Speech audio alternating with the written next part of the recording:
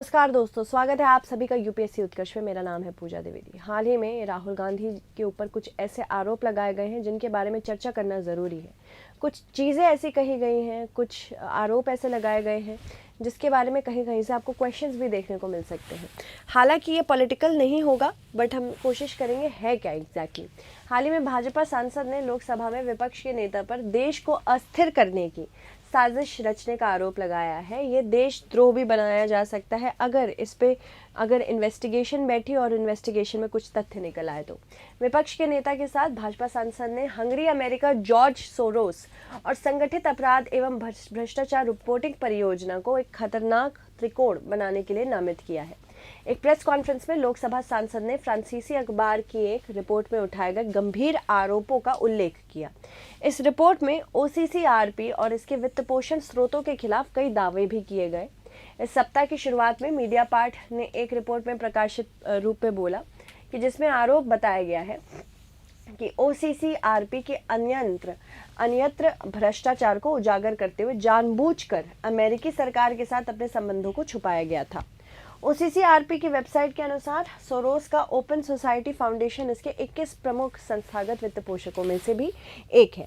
अन्य समर्थक जो इसमें है रॉकफेलर ब्रदर्स फंड है। इसके अलावा अमेरिकी विदेश विभाग है, फोर्ड फाउंडेशन है, जर्मन मार्शल फंड है, Swedish international development cooperation agency भी है।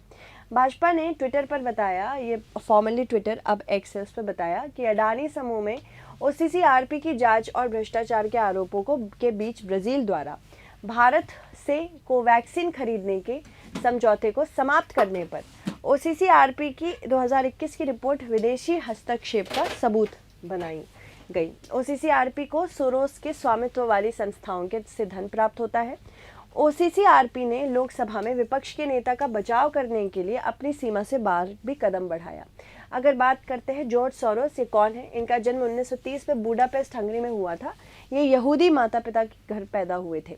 इनका परिवार 1944-45 में नाजी कब्जे से बचा। 1947 में हंगरी में कम्युनिस्टों के सत्ता में आने के बाद सोरोस लंदन चले गए।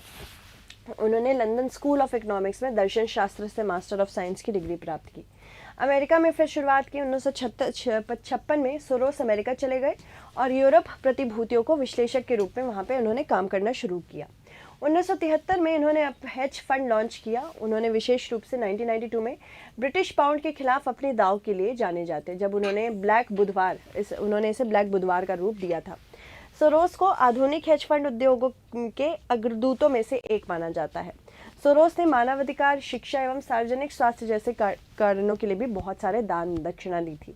उन्होंने अमेरिका के मेडिकल मरिजुआना आंदोलन को भी बढ़ावा देने में मदद की और समलैंगिक विवाह को वैध बनाने में भी समर्थक बने। ओपन सोसाइटी फाउंडेशन ये इनके द्वारा स्थापित किया गया है, जो अब 100 से अधिक देशों में कार्यरत है। फाउंडेशन का वार्षिक बजट $1 बिलियन से अधिक है और इसका उद्देश्य लोकतंत्र, मानवाधिकार और सामाजिक न्याय को बढ़ावा देना है।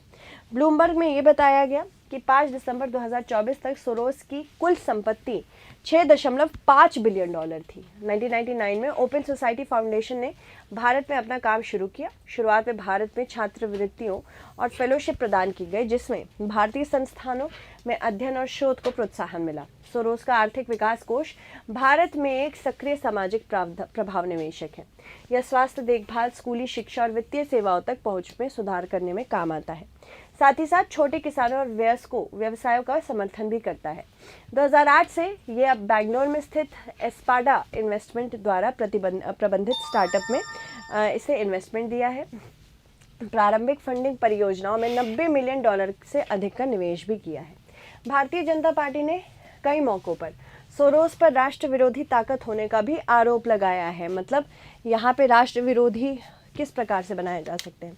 जब आप ऐसी गतिविधियों का वित्त पोषण करें जिन गतिविधियों से राष्ट्र में हलचल मचे और ये हलचल अच्छी नहीं हो, जैसे कि मान लीजिए खालिस्तानी मुद्दे को सपोर्ट करना, उसको वित्त पोषित करना, या फिर किसी ऐसे संगठन को सपोर्ट करना जो कि चाहता है कि भारत एक ना रहे, ये एक से अनेक हो जाए, उस तरह से। फरवरी 2023 में विदेश मंत्री एस जयशंकर ने उन्हें बूढ़ा, जिद्दी और खतरनाक भी कहा है। भारत संयुक्त राष्ट्र कोष में लोकतंत्र को बढ़ावा देने के लिए महत्वपूर्ण योगदान करता है। कई नागरिक समाज संगठन सोरोस के काम से घनिष्ठ रूप से जुड़े भी हुए हैं। OCCRP है क्या? ये एम्स्टर्डम में स्थित खोजी पत्रकारों का एक अंतर्राष्ट्रीय नेटवर्क है। यह विशेष रूप से भ्रष्टाचार एवं संगठित अपराध की रिपोर्टिंग पर केंद्रित है। इसके अलावा यह मिशन आधारित गैर लाभकारी न्यूज़ रूम है, यानी कि नॉन प्रॉफिट है। ये सिर्फ न्यूज़ बताना चाहता है, एज बोला गया है, जो मीडिया आउटलेट्स के साथ मिलकर खोजी रिपोर्ट प्रकाशित करता है। इसकी स्थापना 2007 में अनुभवी खोजी पत्रकारों ड्रू सलिवन और पॉल राडू द्वारा की गई थी, जो पहले एक साथ मिलकर काम कर ही चुके थे। परियोजना की शुरुआत संयुक्त राष्ट्र लोकतंत्र कोष द्वारा वित्त पोषित की गई है। पहले कार्यालय की स्थापना बोस्निया और हर्जेगोविना में की गई थी।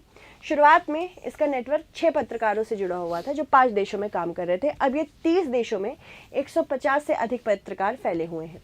नेटवर्क का उद्देश्य पत्रकारों को वैश्विक समुदाय के रूप में देखना है, क्योंकि पत्रकार सबसे ज़्यादा खतरे में होते हैं। कभी भी कोई पॉलिटिकल पार्टी इन्हें खतरे में डाल सकती है।